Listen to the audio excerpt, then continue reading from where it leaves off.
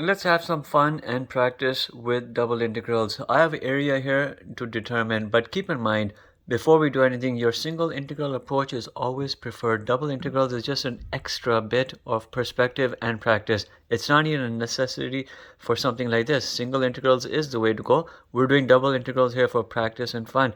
I have an exponential. It always goes through 0, 1.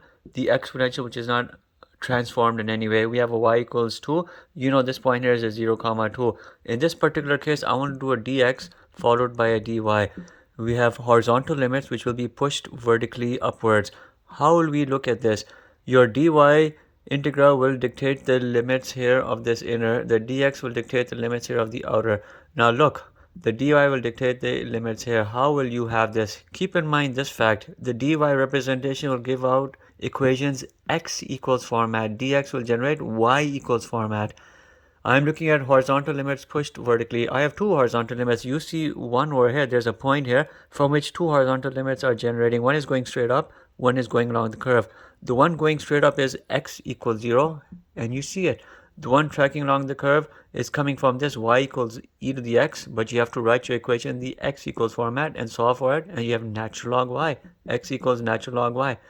This is dy controlling the representation here. Dx will control the representation here. You have horizontal limits pushed vertically upwards. Where are we going from right here?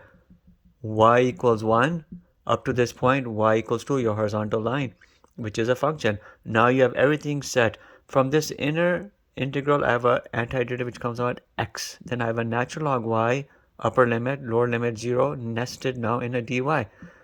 We have y equals 1 and y equals 2, going from 1 to 2. Horizontal limits going from 1 to 2. The antiderivative here has been x, but the upper lower limit, the representation, and the difference of the two is just natural log y.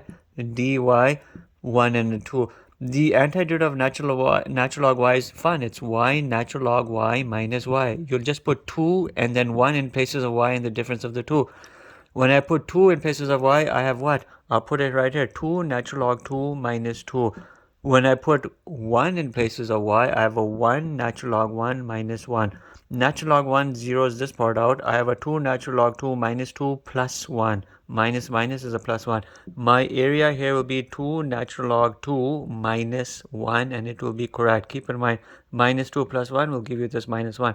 The end result here is correct.